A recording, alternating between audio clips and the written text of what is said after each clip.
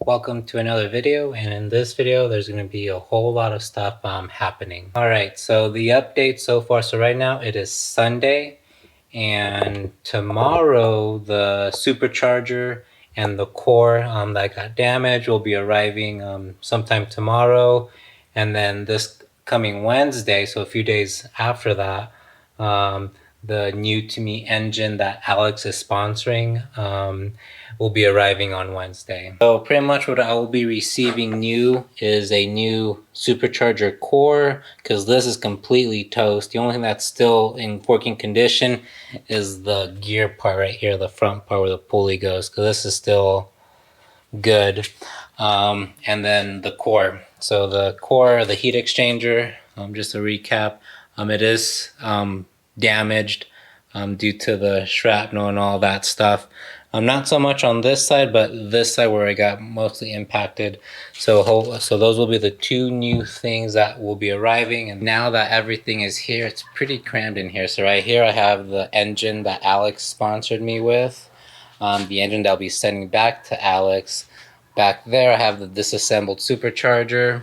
Right over there I have the manifold and the new Supercharger, the new heat exchanger. So I'll go ahead and show you guys that. Right here is the heat exchanger, which will be placing the damaged heat exchanger, and obviously the Supercharger itself.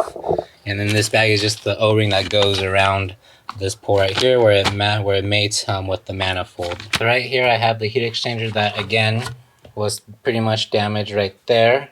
So right now the difference that I see, this is black. Here they have it just the bare aluminum, and it has the VF logo. And then when I got mine, it does not have the VF logo. So I guess with the newer, kits, they're starting to put in the VF logo. But yeah, that's pretty much the only difference that I see. The only difference I noticed without even removing the bag is the dowels are not pre-installed. So even if the dowels were installed, I was going to go ahead and remove them anyways. So since it's not there, so that kind of makes my life one last thing that I have to do. But yes, the dowels are not installed, which is a good thing, because I do plan installing this without the dowels. Right now, I'm just going to go ahead and leave the Supercharger alone. I'm not going to go ahead and put it together yet, because right now it's not my priority, because my priority right now is to start swapping the components from this engine off to this engine and this to that engine. So first I'm going to go ahead and give it a good clean.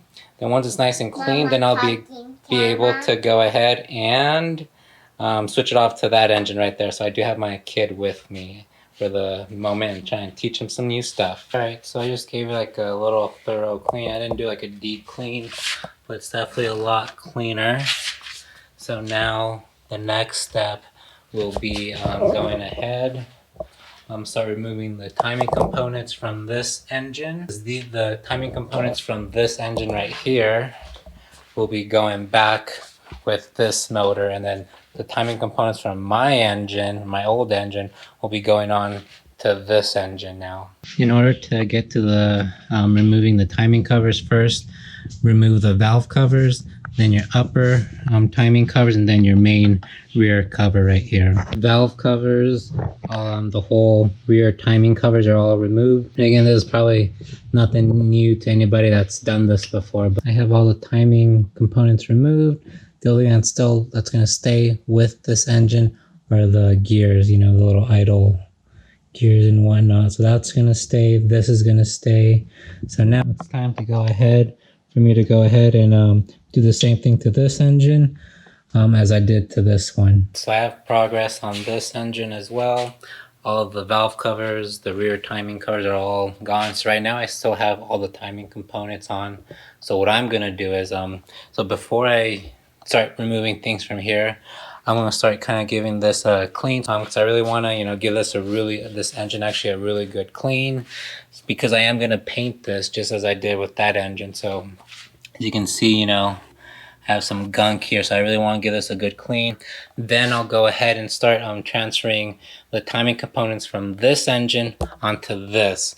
So whenever I remove from here, I can just put it into here, because if I were to remove everything and put it in a pile, even though I do have the Audi manual to know where each thing goes, but just me being me, I just like to know wherever I grab from here, it goes directly from here straight to here, and not from here and like say like sitting on the ground right now and not knowing, oh, what screw was this, what screw was that, and whatnot. So even though a lot of it's Torx and they're all pretty much the same size bolts, I just don't, that's just me. I'm just maybe just OCD, and that's just how I work. So yeah, but you know, do whichever method you prefer, but that's just the way I like to do things. Going from here straight to wherever it needs to go. One thing I want to mention before I move on, I'm sure I've mentioned this a lot in my previous videos. One thing, especially if this is your first time ever doing this, even the second time. So this is actually my third time pulling an engine out and removing the components, but I've only installed the timing components just once. So this will be my second time installing the components. So as I've mentioned before in previous videos, always take pictures of even of every section. Take a picture so you can make sure, you know, if when it's time to install, you have something to resort to the picture if you forget where a screw goes, or even which screw even goes on there. And so yes, and even everything, like, you know, take a picture, you know, because obviously these are numbers. So this is like a A2, but this is an E2. So even though these look very similar, but they're numbered and positioned, you know, in place, and you know, in a specific spot for a reason. So again, just take pictures of everything that you take apart. Another example, so especially like the rear main timing cover. So yes, obviously there's a whole variety of type of bolts. So what I did, you know, on this side, so I went ahead and labeled what each bolt goes where. So the TL means torque. So the T stands for torque, and the L means it's a long screw. It's a long one. So like that's a torque long. So the A stands for Allen. So these are all Allen. So all the Allens are the same size. There's no point in saying like an Allen long, because they're all, if there is an Allen that was actually longer or shorter, then I'll give it a second, you know, letter. So like over here on this side, you see it's a T for torque, but there's an S, so that means it's short. So see, so torque short and the torque long, torque long, torque long. There's an Allen, torque short, torque short. So stuff like that, just help write it down. You know, there's no shame at all in doing that and being able, so when it times to put, you know, these screws back, because I know right off the head, if I didn't write that down, I could not put these back by memory and where they go. Obviously I can maybe do a little problem solving and say, okay, so obviously that's thinner, so obviously that's going to be a torque short. And then where it's a torque long, you can see how much thicker it is. But I don't want to, you know, spend time problem solving which bolt goes where. I just want to know exactly where it goes without me having to try, because I can, you know, be wrong about, you know, I can put a longer torque screw into where a short one needs to be, and then I can definitely do some damage that way. So yeah, just make sure you document every single thing you do, you remove, especially if this is your first time. So I'm sorry if I'm repeating myself, but it is really crucial to document, take pictures, or even make a video if you have to, the process. So when it's time to put everything back together, it's pretty straightforward. It's easy to take things apart, but it takes longer to put everything back together.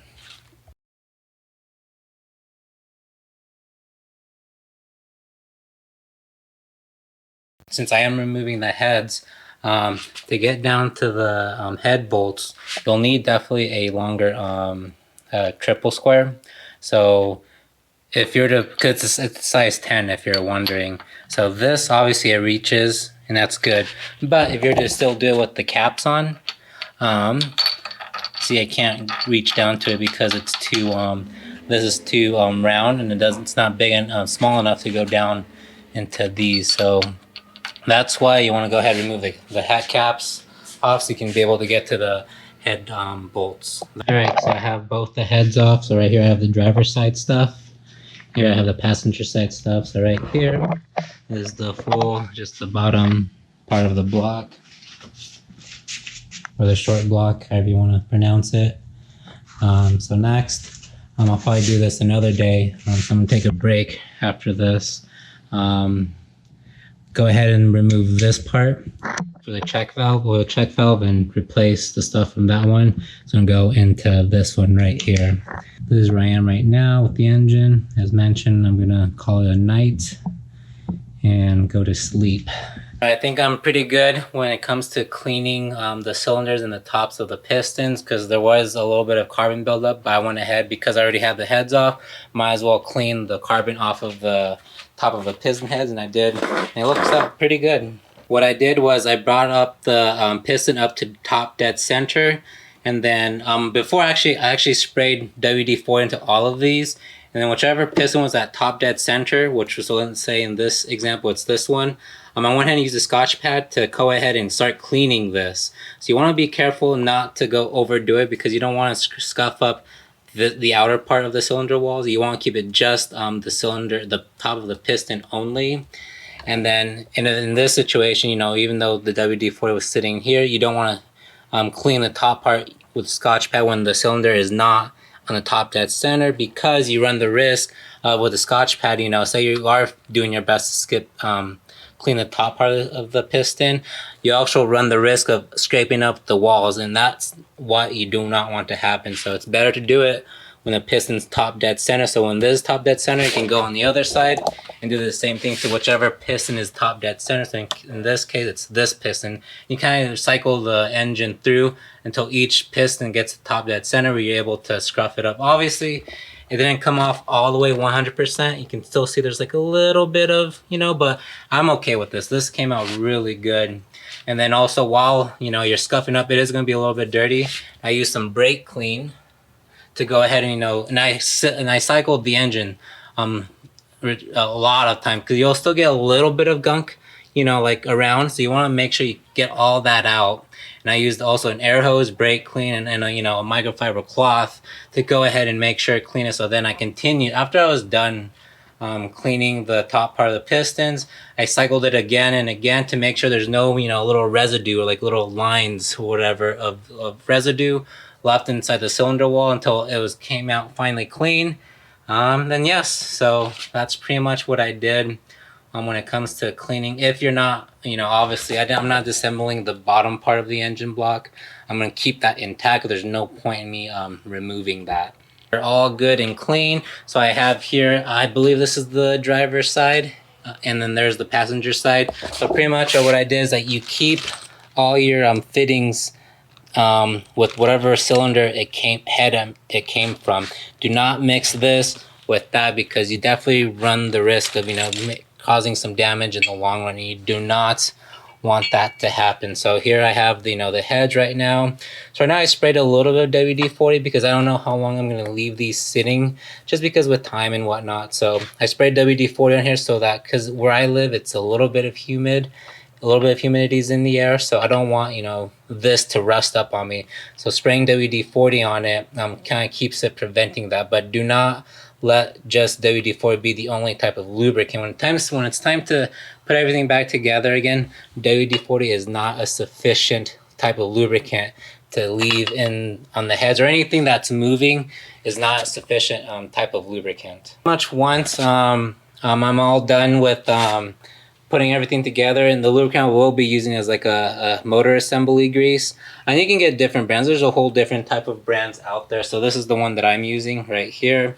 Nothing too special. But yeah, so that's the grease I'll be using to, you know, pretty much lube up all of the, you know, every moving joint, also with the timing components and all of that, but nothing in the cylinder. I'm not gonna put any type of lubricant at all in here, just whatever the little bit of residue of the WD-40 in here, just to, you know, so I don't want rust to form or water to get in here and start rusting, because that's the last thing I want to happen with this engine. I got all the bolts, and there's no hidden bolts. They're all pretty visible up on top, so just double check when removing this that you have every single bolt. The only, like, you know, tricky bolt, maybe the ones right here in the back.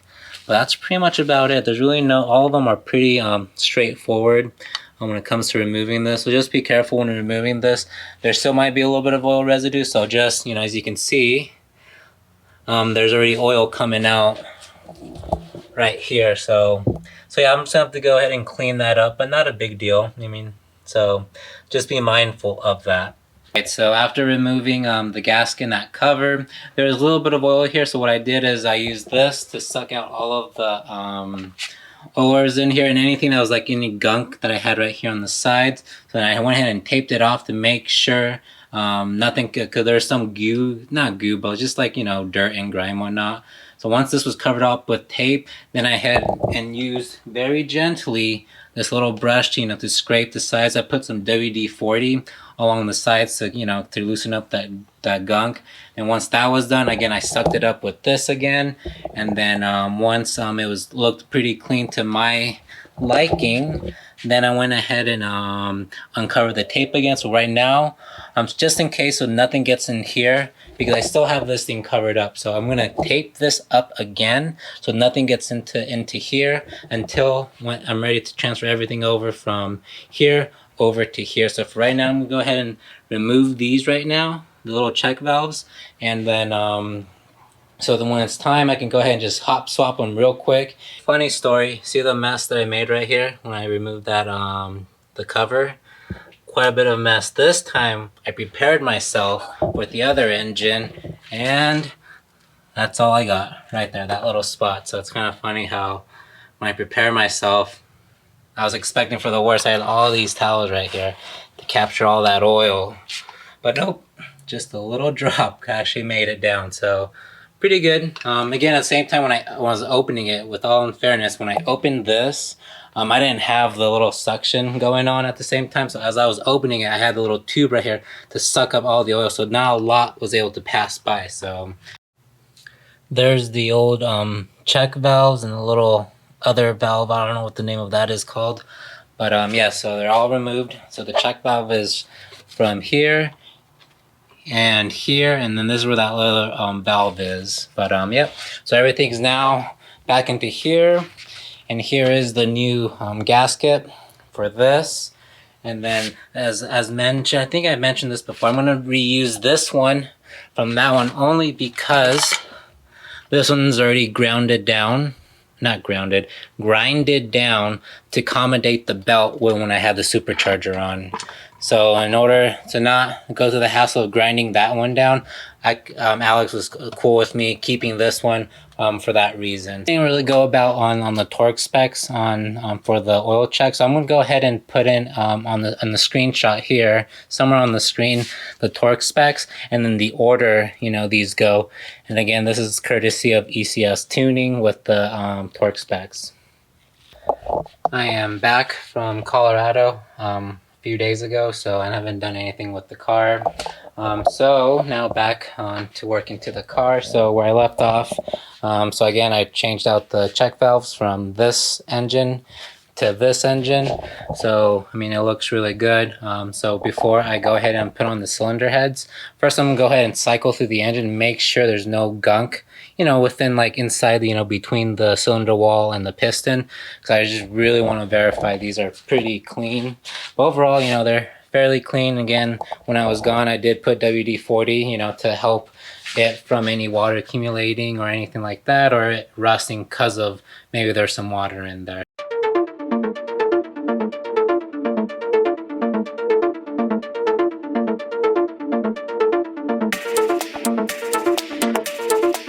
I actually had to end this video short because this video is actually taking quite long. So I'm going to separate this video into two sections. So the first section, you just saw me pretty much disassemble the engine all the way without removing the bottom part of the block. The next part of the video will be installing the heads and then the timing component. So that'll be the end of this video. I hope you guys enjoyed this video and learned something new, and hope you guys have a good one. Thanks.